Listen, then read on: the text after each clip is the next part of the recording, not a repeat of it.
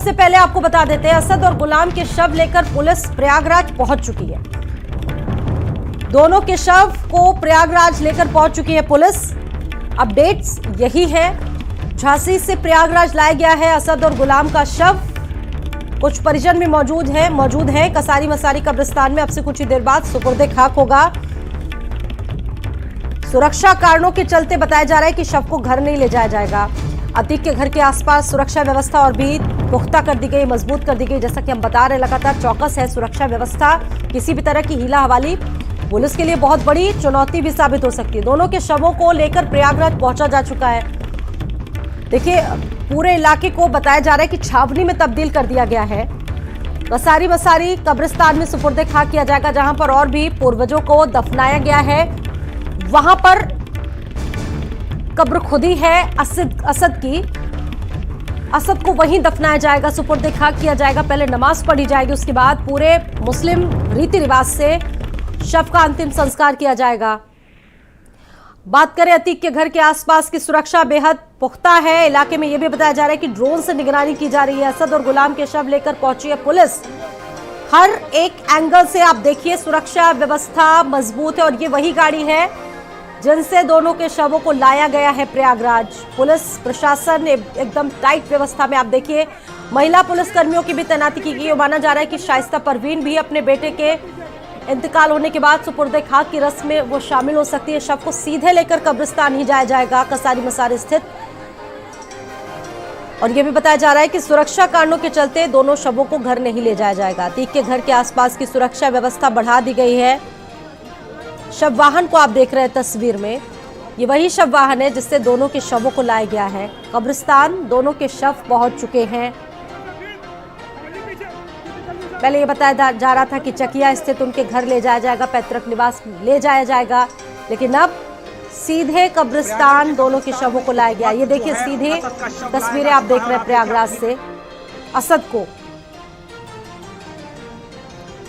ले जाया जा रहा है कब्रगाह के पास। कसारी मसारी के कब्रिस्तान में दोनों के शव पहुंच चुके हैं। पुलिस प्रशासन है वहां पर पूरा मौजूद है। पूरे इलाके को छावनी में तब्दील किया गया है। सुरक्षा कारणों से किसी भी तरीके की हीला वाली बरती ना जाए, इसको लेकर जो व्यवस्थाएं हैं चाक चौबंद है। और ड्रोन तक से निगरानी की जा रही है। बॉडी भी पहुंच चुकी है। शव वाहन आप देख रहे हैं, इसी शव वाहन से दोनों के शवों को लाया गया है। अब अंतिम प्रक्रिया का पालन किया जाएगा।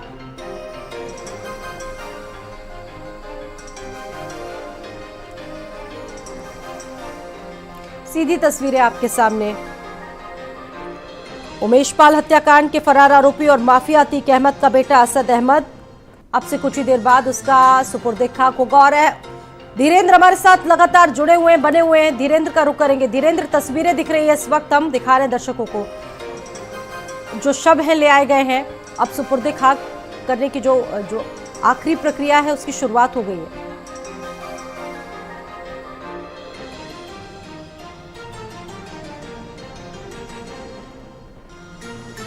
धीरेन्द्र, आपको आवाज मिल रही है मेरी?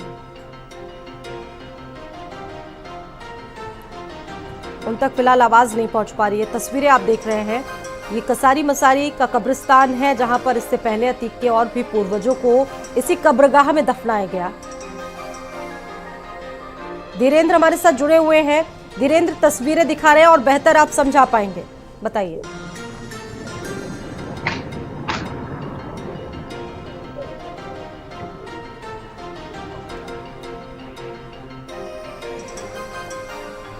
धीरेन्द्र, आपको मेरी आवाज मिल पा रही है? चलिए, उनसे फिलहाल संपर्क हो नहीं पा रहा है। संपर्क साधने की कोशिश हम कर रहे हैं लगातार अपने सहयोगी। ये तस्वीरें आप देख रहे हैं, इससे पहले शव वाहन से गुलाम और असद दोनों के शवों को लाया गया था। झांसी में इनका एनकाउंटर हुआ था। सीधे कब्रिस्तान यहां पर असद और गुलाम का शव पहुंचा। इससे पहले पैतृक गांव ले जाने की बात हो रही थी। परिजनों का भी हुजूम वहां पर उमड़ पड़ा था, लेकिन बताया जा रहा है कि सुरक्षा कारणों के चलते शवों को उनके घर नहीं ले जाया गया, उनके पैतृक गांव नहीं ले जाया गया। सीधे कब्रिस्तान पहुंचा है असद और गुलाम का शव, जहां पर मुस्लिम रीति रिवाजों के मुताबिक जो प्रक्रियाओं का पालन होता है उनको निर्वहन करते हुए शवों को सुपुर्दे खाक किया जाएगा मिट्टी में। दोनों के शव फिलहाल पहुंच चुके हैं सीधे कब्रिस्तान। कुछ नजदीकी लोग शामिल हो सकते हैं। हमारे सहयोगी धीरेन्द्र मौजूद हैं, जानकारी देंगे। धीरेन्द्र, तस्वीरें दिख रही है, कौन कौन मौजूद है इस वक्त?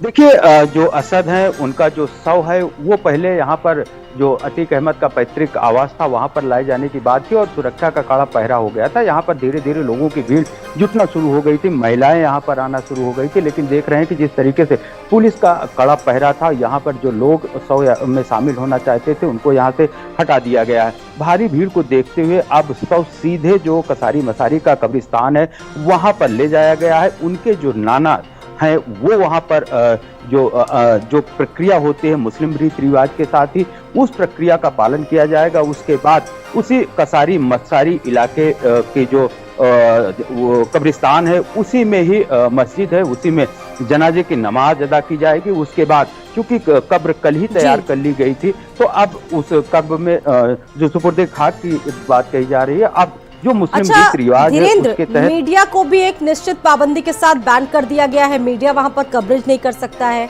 एक दायरा निश्चित कर दिया है मीडिया के लिए भी। जी देखिए, जो कब्रिस्तान का मुख्य गेट है उस गेट से करीब 10 मीटर पहले ही पुलिस ने पूरी तरीके से बैरिकेड कर लिया गया है और किसी भी मीडिया कर्मी को अंदर जाने की इजाजत नहीं दी गई है। हालांकि जो उस जनाजे में उस प्रक्रिया में जो रीति रिवाज में शामिल होने की बात कह रहे हैं वो अगर वहां जाना चाहते हैं तो उनको इजाजत जरूर है। जो इनके सगे संबंधी हैं या रिश्तेदार हैं अगर वो जाना चाहेंगे तो उनके लिए अनुमति है, लेकिन मीडिया के लिए पूरी तरीके से पाबंदी कर दी गई है। पहले ये सोचा जा रहा था, लोग सोच रहे थे कि मां पहुंचेगी, शाइस्ता परवीन पहुंचेगी। क्या ऐसी कोई खबर है कि पहुंच पाई है शाइस्ता परवीन? देखिए, जो हमारी पुलिस अधिकारियों से बात हुई तो उन्होंने इस बात से सीधे इनकार कर दिया है कि इस तरह की कोई जानकारी पुलिस को नहीं है। लेकिन जिस तरह हमारे सूत्र बताते हैं कि यहाँ पर अगर घर पे चकिया स्थित आवास पे अगर जिस तरीके से कल भीड़ थी और ज्यादातर उसमें महिलाओं की भीड़ थी तो उस महिलाओं की भीड़ में अब शाइस्ता परवीन के आने की बात कही जा रही थी। लेकिन जिस तरीके से उनके चकिया स्थित आवास पे जितने लोग वहां पर थे सभी को हटा दिया गया है, दूर से ही बैरिकेडिंग कर दी गई है, किसी को भी वहां पर जाने की इजाजत नहीं है। आपको तस्वीरों के जरिए हम दिखाएंगे कि देख सकते हैं कि पुलिस की बैरिकेडिंग है और यहाँ से किसी को जाने की अनुमति नहीं दी जा रही है। पुलिस का पहरा बैठा दिया गया है। जो लोग जाना भी चाहते हैं, आप देखिए सामने कुछ महिलाएं हैं वो वहां पर जाना चाहती थी, लेकिन अब चूंकि पुलिस का पहरा हो गया है और सौ भी अब उनके जो चकिया स्थित आवास है वहां पर नहीं लाया गया है। तो जो अंतिम झलक देखने की असर को इन आसपास के लोगों की उम्मीद थी कि हम उस अंतिम शव यात्रा का जो उनका मुस्लिम रीति रिवाज के साथ जो क्रियाकर्म होता है उसको करने की बात कही जा रही थी और उसमें शामिल होने के लिए कल से ही भारी भीड़ उठी थी, रात तक यहाँ पर भीड़ रही है। लेकिन जिस तरीके से सुबह से ही पुलिस का कड़ा पहरा बैठा दिख रहा है, ड्रोन से भी निगरानी बाकायदा की जा रही है। आप जैसा कि बता रहे हैं, तस्वीरों में भी दिख रहा है, चप्पे चप्पे पर सुरक्षा तैनात है। छावनी में पूरा इलाका, पूरा एरिया तब्दील कर दिया गया है। देखिए धीरेन्द्र, सवाल सभी के जहन में यही है कि निकटतम कौन है सबसे ज्यादा? नाना का आप जिक्र कर रहे हैं, परिजनों में और भी सबसे ज्यादा निकटतम कौन है?